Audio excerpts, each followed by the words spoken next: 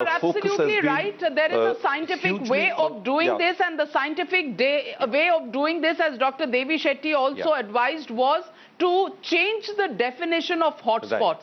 So let me take that question to Mr. Satyendra Jain. He is the Health Minister of Delhi from the Aam Aadmi Party. And good evening, Dr. Satyendra Jain. Thank you for joining us.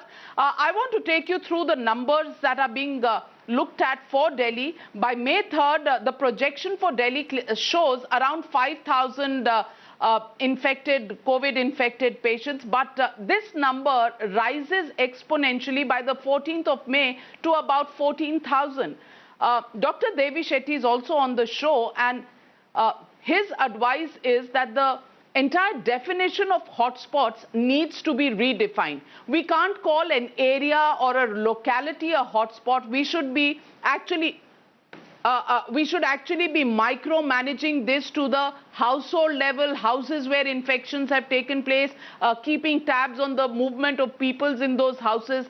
Do you think Delhi will need to adapt that kind of a very, very localized strategy in order to contain the numbers of COVID positive cases in the city?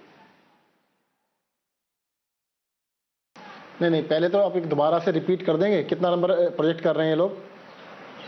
What is the projected number? Project कर रहे हैं कि मई 14 तक शायद 14,000 हो जाए, मई 3 तक 5,000 के करीब की बात कर रहे हैं।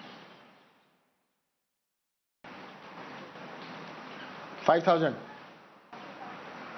हाँ जी। देखिएगा, दिल्ली के अंदर जो केसेज हैं उसके दो सबसे बड़े रीजन रहे हैं कि दिल्ली के अंदर सबसे पहले तो देश का सबसे बड़ा जो इन्फ्लक्स आया जो फॉरेन ट्रैवलर्स का, वो दिल्ली में आया। कई लाख लोगों को दिल्ली में एयरपोर्ट पे उतरे हैं।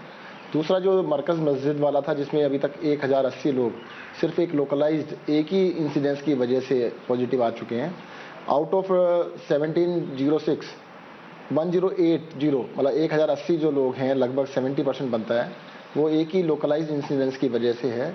और बाकी जो ग्रोथ आ रहा है, देखिएगा हमने प्रोजेक्ट किया था कि लगभग पूरे अप्रैल के महीने में शायद ये 12% चलना चाहिए और 12% से थोड़ा कम चल रहा है। अगर हम निजामुद्दीन को अलग कर दें, अगर निजामुद्दीन को ऐड कर लेते हैं तो फिर 12% से बहुत ज़्यादा है, और उसको अगर ग्राफ में डालेंगे तो लगता है कि बहुत ही ज़्यादा नंबर होगा। मुझे लगता है कि शायद जो आपने फिगर्स बताई हैं 14,000 और 5,000, भगवान से मैं कहूँगा कि इतना ना पहुँचे, पर अगर पहुँचता है तो हमने तैयारी तो उसकी की है। हमने 30,000 अगर हमारे पास पेशेंट होंगे तब तक की तैयारी हमने फर्म तैयारी की हुई है। और जहाँ तक लोकल आपने बात बताई है, हम दिल्ली के अंदर जहाँ पर भी 3 भी केस आते हैं तो उसको लोकलाइज, उसको सील करके उसको लोकलाइज, उसको कंटेन करने की कोशिश कर रहे हैं। वो बिल्कुल आपकी बात सही है। एक भी केस आता है तो उसकी फैमिली में, उसके जानकार लोगों में उसमें बढ़ने के बहुत चांसेस रहते हैं, तो उसको हम एक एक केस को ढूंढ रहे हैं और उसको कंटेन करने की कोशिश कर रहे हैं।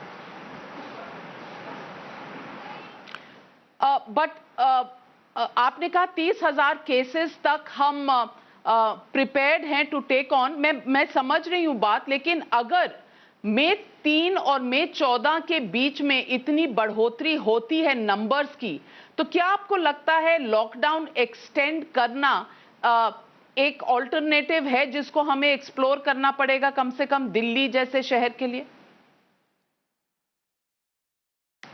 देखिएगा, मैं इतना तो बता सकता हूँ, जो पिछले 3 हफ्ते का या 22-23 दिन का जो लॉकडाउन है, अगर ये लॉकडाउन नहीं होता, जो डिफरेंट मॉडल्स हैं वो सब बताते हैं कि कम से कम 50 गुना केसेस होते हैं। तो लॉकडाउन का बेनिफिट रहा है, ये तो मान के चलना पड़ेगा। और अगले 2 हफ्ते में अगर सीरियसली और सिंसियरली सभी लोग कर लेते हैं तो मुझे लगता है दिल्ली के अंदर काफ़ी हद तक कंटेनमेंट रहेगा।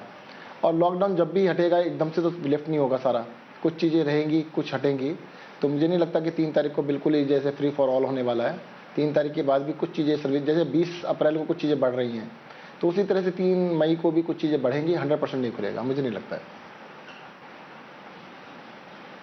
All right, so that's a cautious policy. Thank you, Dr. Satyendra Jain, for joining us. A cautious